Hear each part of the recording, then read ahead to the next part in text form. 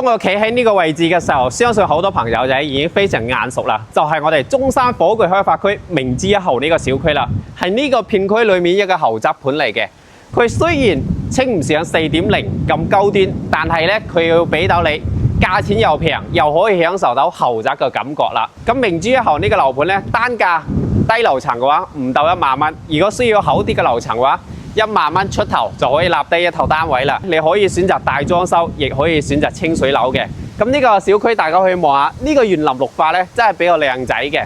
我哋依家就喺小區內園裏面，我個人覺得呢種小區園林咧就好似去咗一啲細型嘅公園咁樣，一年四季有唔同嘅綠植，每個季節都有唔同嘅花草樹木盛放喺呢個小區作為日常嘅欣賞嘅。整個小區咧一共就8座樓，咁依家主要賣咧1座、2座、5座、6座，佢已經係現樓個狀態噶啦。你辦完手續咧，基本上就可以交樓噶啦。右手邊呢個位置咧屬於泳池嚟嘅，佢有小朋友泳池，亦有成人嘅泳池。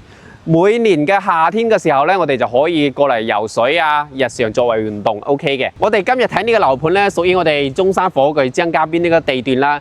佢嘅吃喝玩樂同埋一啲生活配套咧，真係比較方便嘅。基本上你喺呢個小區出門口右手邊步行過去，你就可以滿足買菜啊、食飯啊、肉菜啊、商場啊、健身啊、恆溫泳池啊，各樣個配套一並俱全。你係步行過去，唔需要打車，行路過去都 OK 嘅。日常唔想行路咁辛苦嘅情況下咧，都可以選擇揸車啦，或者到時買翻一個電機，直接去到我哋其他位置都 OK 嘅。因為呢個地段，如果有啲香港朋友咧有了解嘅情況下咧，已經非常之熟悉㗎啦。基本上唔使擔心冇嘢食嘅。個人覺得咧係比較適合我哋一啲年紀比較大，返我哋中山想揾一個度假屋，又中意養寵物、遛貓遛狗嘅，就比較適合啦。大家可以從我哋視像裏面望到呢啲咁嘅園林綠化啊、草皮啊、綠植啊，偶爾同啲寵物或者小朋友落嚟互動咧，係比較 OK 嘅。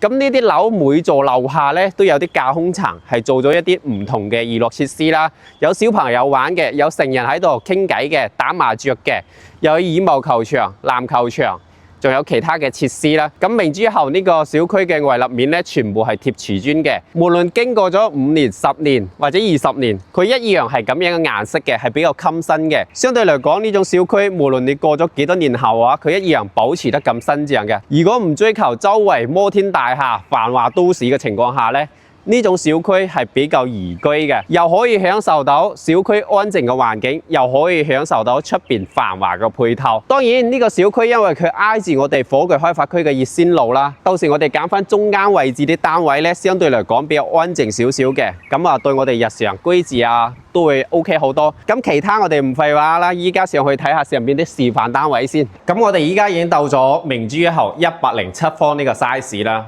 可以做到3+1 4房一個單位，非常之誇張啊！107方做4房啊！相對嚟講，呢個單位咧可以用到面積咧，其實有110幾方嘅，因為佢好多面積都贈送嘅。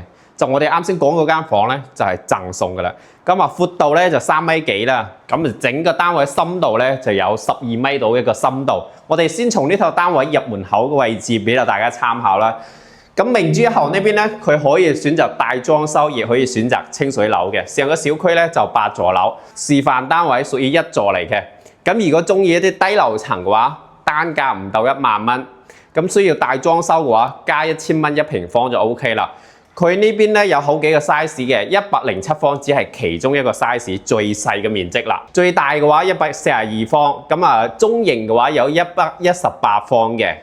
最靚仔係139方嘅 size， 如果有需要嘅話，可以睇下我哋其他片，到時我放喺評論區嘅位置。咁明珠1號呢邊嘅單位咧，佢係2梯4伙嘅，2個電梯，左右2戶，呢邊有2戶。咁呢個單位咧就係107方嘅。嚟咧就係呢套單位內籠嘅情況啦。首先啦，大家可以睇下門都比較厚重嘅，密碼鎖、指紋都 OK 噶啦。日後如果你翻嚟度假嘅話，根本唔需要帶鎖匙，你直接密碼或者指紋咧就可以翻到你呢套單位啦。如果係大裝修嘅情況下咧，全屋大部分都係白牆嚟嘅。咁清水樓咧就見仁見智啦，可以根據自己風格去裝修。如果有啲朋友仔追求清水樓，又唔想自己親自喐手手嘅話，我哋會有啲裝修團隊介紹俾你，自己合談，自己傾嗰啲方案就 OK 噶啦。咁大裝修嘅情況下咧，家私家電係唔包嘅。咁需要將全屋嗰啲家私啊或者鞋櫃做到頂嘅情況下咧，我哋有啲軟裝公司可以幫你全部做好晒，大概係3萬蚊到5萬蚊之間就可以完成噶啦。當然你靚仔啲材料咧就5、6萬咯。咁啊，普通嘅咧就3萬零蚊都可以搞掂噶。呢個位置全部都係贈送嘅。咁呢度位置可以作為一間房或者飲茶區都 OK 嘅。甚至如果人口少嘅，呢個位置就放一個作為一個鞋櫃嘅活動區都 OK。兩邊做到頂嘅鞋櫃擺滿晒呢啲靚靚嘅鞋，買多啲翻嚟都冇咩所謂啦。一日一對都 OK， 好闊嘅。如果人口多嘅，咁咪改為一間房用，做張床。其實都幾好嘅。依家太陽已經曬埋入嚟啦，因為呢個位置屬於西邊位嘅。當然呢邊嘅單位咧有東南同埋西南嘅，相對嚟講西南咧就光線會充足啲，空調咧就會開多幾度咁樣咯。只要係視廳嘅餐客廳一體，呢邊係餐廳，呢邊客廳，坐喺呢度可以睇下電視，有3米幾闊噶啦。到時買個75寸嘅電視擺喺度咁啊，睇下電視，享受下生活都 OK 嘅。呢套單位咧總價咧大概100萬左右啦，就睇翻咩樓層嘅。如果唔介意嗰啲低樓層嘅話，價錢就平啲。同時咧，呢個明珠一號呢個小區係有啲特殊嘅戶型嘅。2樓嗰啲送一個大露台，可以種花養魚，非常之 OK。當然價錢會貴翻啲啲啊。仲有頂樓複式大露台嘅。咁呢套單位望出去咧，主要係一啲城市景為主嘅。明珠一號呢個小區嘅地段咧，屬於中山火炬張家邊啦，所以望出去咧，全部係以前啲老城區一啲自建房啊，同埋啲老小區啊，所以居住喺呢個小區嘅話，落樓就可以享受到吃喝玩樂噶啦。步行出去往右手邊走就可以滿足買菜食飯、肉菜市場、KTV、按摩揼骨，過去就 OK 噶啦。咁相對嚟講，呢個小區唯一一個缺陷咧，因為呢一座屬於一棟。佢個噪音咧會有少少嘅，因為隔離咧係一個月線路一個快線啦，車出入咧呢一座樓個聲音咧會大少少嘅。如果係揀呢座嘅話，需要安靜嘅情況下咧，呢度位置做翻一個落地嘅雙層隔音玻璃，將呢個戶外咧推出嚟都 OK 嘅。呢個露台比較長㗎，其實有6米幾長嘅，一直到嗰邊長。當然呢個位置咧就2米闊嘅，比較闊落咯。到時喺呢度晾衣服啊，擺個洗衣機啊係 OK 嘅。我哋睇下裏面啦。當你入嚟到呢個屋企餐客廳嘅時候咧，打開咗門窗啊，個聲音啊都比較安靜。就係陽台個位置咧，聲音大少少啫。過嚟之後，大家睇下呢個廚房啦，哇，好舒服啊！如果你揀大裝修嘅情況下咧，上面啲櫃啊、電器啊有齊晒㗎啦，包括呢啲嘢有齊晒嘅，消毒碗櫃都俾埋你㗎啦。如果係揀清水樓啦，咁就自己搞就得啦。左手邊有個洗手盆啊，呢邊咧因為屬於朝西邊，所以太陽曬埋嚟嘅廚房咧會乾爽好多，就唔會發生嗰啲比較潮濕啊、滋生一啲細菌啊之類咯，會好好多嘅。呢個位置就放得落去一個雙門大冰箱嘅。咁呢個位置咧交付嘅時候啊，係有一個推拉趟門嘅，因為依家為咗方便參觀啊，比較方便，所以冇裝嘅。裝咗之後咧，你喺裏面爆炒啊〜做其他嘢啊都 OK 嘅。如果有啲朋友仔好少煮飯或者追求一啲比較少煮嘅，咁呢啲位置啊，全部拆晒佢，做一個中斗台，哇，靚到爆鏡啊！不過呢啲嘢咧係睇翻各位嘅需求嘅。咁呢個餐客廳大致嘅情況係咁啦。如果邊啲位置咧，大家想了解我冇講到嘅，可以留言嘅。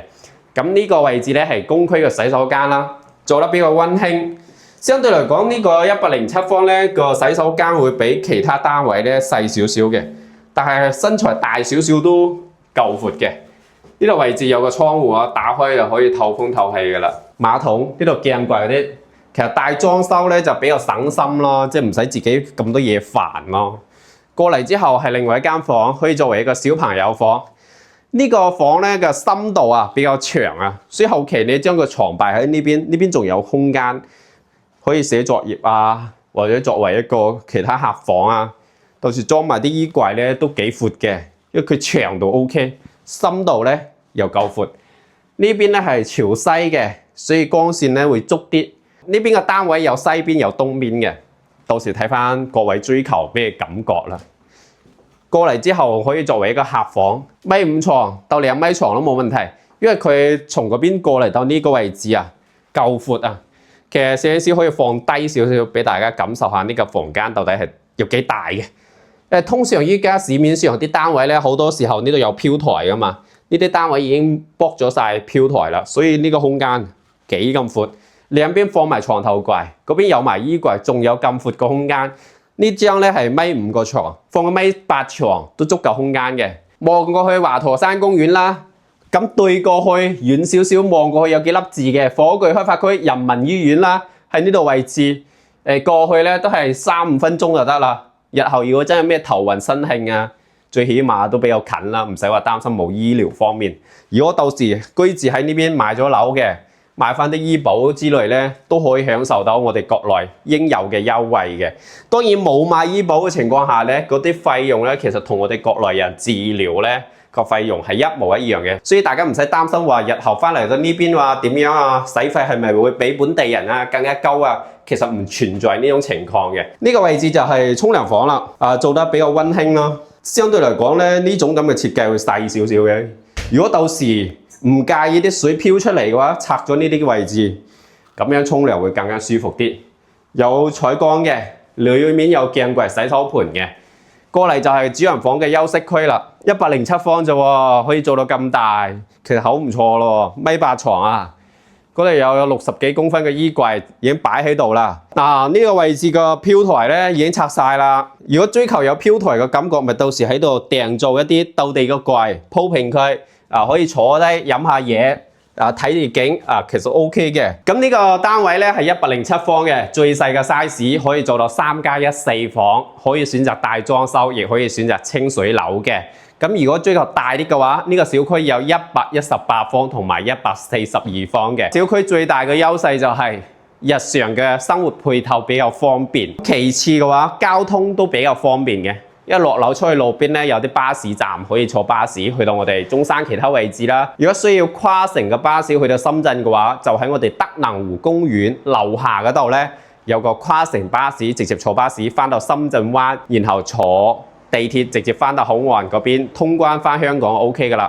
如果需要直通巴嘅情況下咧，因為我哋呢個屬於火炬張家邊，咁最近嘅班次最多嘅巴士站就去星河或者富逸城樓下咧，就有永利巴士直接翻到我哋嗰個香港嘅位置嘅，係直通嘅，係最後嗰個站點。咁日後咧，火炬呢個地帶咧，之前都有提一講啦，有地鐵去到廣州嘅，居住喺度四通八達嘅交通。